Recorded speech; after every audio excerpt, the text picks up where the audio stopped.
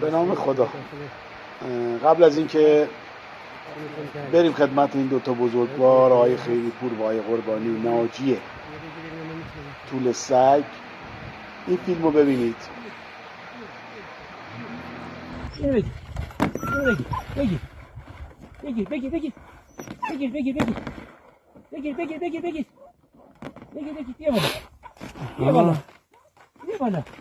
بیا ماشاءالله ماشاءالله، بیا ببینم ها.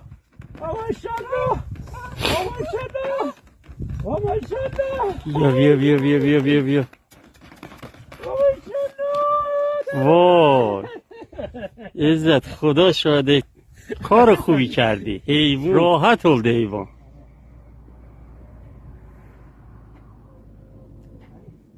افتاده بود تو این استخر خیلی گوده ها. عزت چیزا انداخته داخل شلنگ، دندونشو گرفت اومد بالا.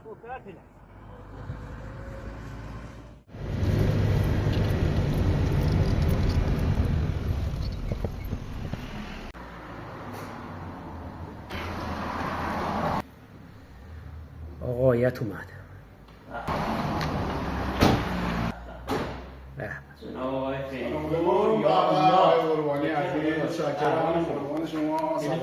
آقای خیری پور ناجی طول سگ که تو استخر سال پیش افتاده بود، ایشون بودن که نجاتش دادن با یه روش خاصی.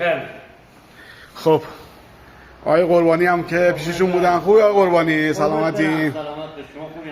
مخلص شما. ممنونتم. سلامت بشین. خب آقای خیری پور، یه توضیح بدید در رابطه با اینکه کجا رفته بودید، اینجا کجا بود؟ والا با آقای قربانی رفتیم بیرون، اینجا واسه گشتن دیدیم یه طول سگی افت، صداش از توی چاله‌ای صداش داد. بله. رفتیم که افتادیم داخل صحرایی که صحرا کشاورزی. بعد ما تصمیم گرفتیم اونو در بیاریم دیگه. آقای قربانی یه روش خاصی رو شما پیش گرفتیم. زحمتش آقای خیری پور گفت که بذار یک تناب گیر، این برانبار گشتیم یه تناب گیر آوردیم انداختیم داخل چیز. من گفتم این نمیاد بالا. آره خب تناب بود یا شلنگ بود؟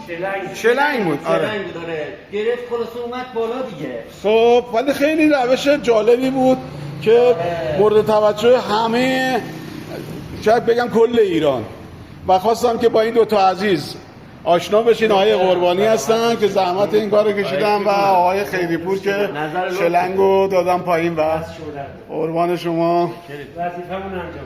سلامت باشی. قربان شما، خواهش می‌کنم. خداحافظ.